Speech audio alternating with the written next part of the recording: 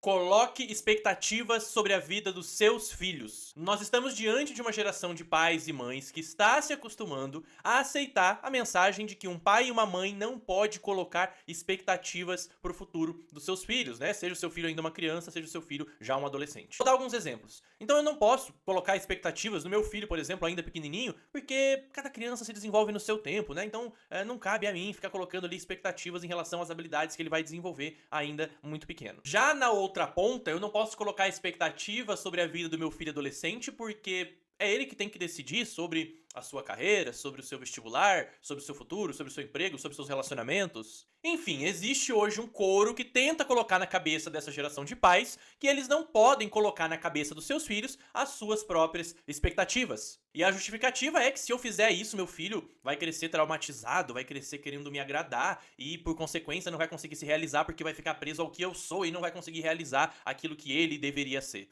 Papo furado. E eu vou mostrar pra vocês agora aqui como isso é a maior baboseira. Olhem esse outro exemplo. Você me acompanha aqui porque, bom, eu sou um alfabetizador, eu sou um professor alfabetizador, trabalho com alfabetização. O meu papel aqui é ensinar você, pai, mãe, você, professor, professora, a alfabetizar, a ensinar o seu filho, a sua filha a ler e escrever, o seu aluno a ler e escrever bem, com fluência, certo? Ou a recuperar um atraso na aprendizagem, se for o caso. A questão é que não tem sentido você, pai, mãe, professor, professora, você vem aqui, aprende comigo a como ensinar uma criança a ler e escrever. Aí você começa a aplicar isso, ou você coloca o seu filho lá numa boa escola, né, para alfabetizar o seu filho, para ensinar essa criança a ler e escrever.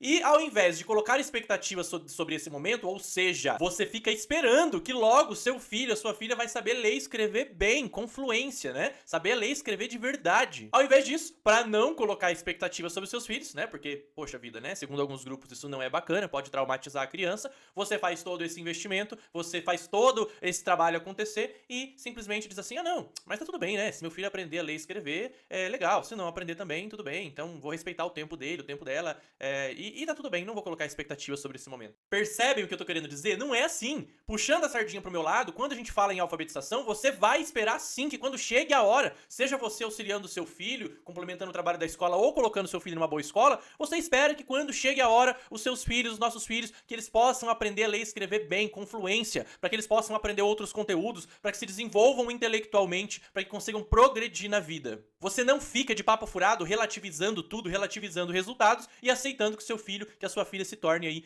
um analfabeto funcional. Isso é tão ridículo que hoje nós temos grupos dizendo que eu não posso colocar expectativas no meu filho quando ele nasce em relação ao gênero dele. Então, ele nasceu menino, não posso dizer que ele nasceu menino, porque vai que ele se identifica como menina depois, ele se identifica como meninix ou como menine, né? Então, na verdade, é justamente a nossa falta de expectativas, de referências, de sonhos que faz com que os nossos filhos cheguem a uma determinada idade, onde a maturidade já seria bem-vinda, e se tornem indivíduos perdidos. Tão perdidos que eles não sabem nem que banheiro eles vão usar.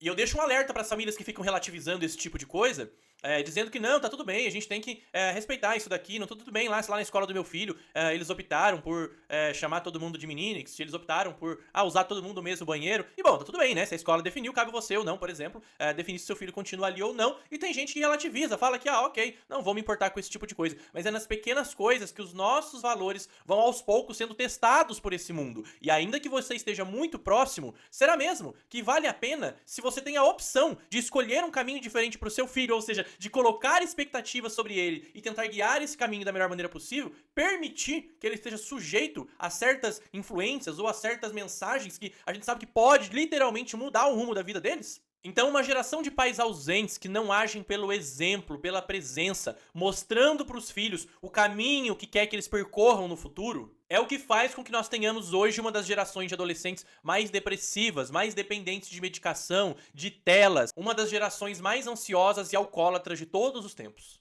E pessoal, por favor, né, não sejamos inocentes. Eu não tô aqui dizendo que nós, pais, não devemos respeitar as escolhas dos nossos filhos quando a maturidade chegar. Mas entenda que essa maturidade não chega se eles não tiverem a nós como exemplos de vida.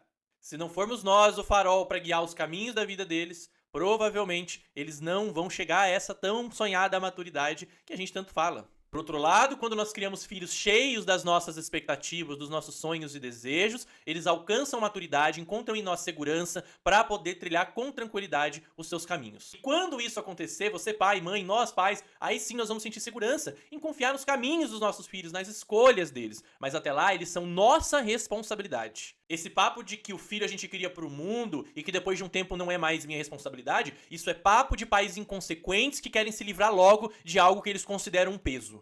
Pais comprometidos de verdade vão ser para sempre um farol que vai estar sempre ali iluminando os caminhos da vida dos nossos filhos. Pais comprometidos de verdade vão ser para sempre, mesmo depois da morte, porque os filhos vão se lembrar daquilo que o pai falou, daquilo que a mãe falou, ou quando estiver morando longe, nossa, quando meu pai falava aquilo, quando minha mãe falava aquilo. Esses pais serão como um farol eterno na vida dos filhos que vai estar sempre iluminando o caminho que eles vão percorrer. E isso me faz lembrar de uma história que eu ouvi esses dias, de um relato de um homem que eu respeito muito, onde ele dizia que o filho dele chegou pra ele ali num determinado momento, né?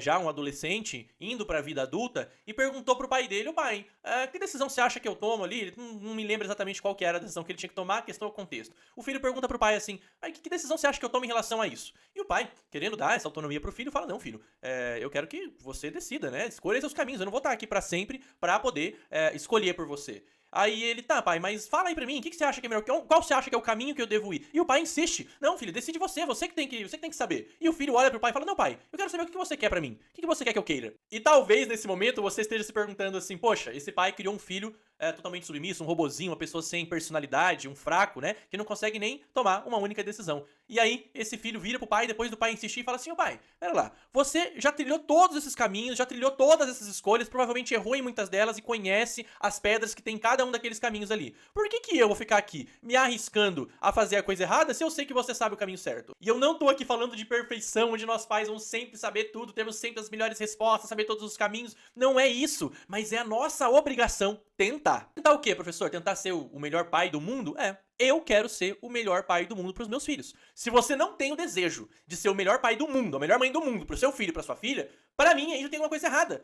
Porque isso já soa como uma ausência de desejo de mostrar pro seu filho qual é o melhor caminho a se viver. E é lógico que a gente só faz isso com exemplos, né? Mas enfim, é lógico que todo pai e toda mãe quer que o seu filho amadureça e quando chegue a hora que ele tome suas próprias decisões, que colha os frutos, né? E que assuma as consequências das suas escolhas, mas nós não podemos deixar abrir mão de sermos referência, de colocarmos expectativas e desejos sobre a vida dos nossos filhos, de sermos sempre ali uma base de orientação para a qual eles podem sempre retornar. Não abra mão de colocar sobre essa geração as suas expectativas. Ensina a criança no caminho que deve andar e, ainda quando for velho, não se desviará dele. Mas ensina de verdade. Porque se você não for referência, se você não for exemplo pelo agir na vida dos seus filhos, se você não mostrar o caminho, se você não colocar expectativas sobre as vidas dos seus filhos, você pode ter certeza que o que não vai faltar nesse mundo são pessoas querendo fazer isso por você. Que Deus abençoe grandiosamente a vida da sua família.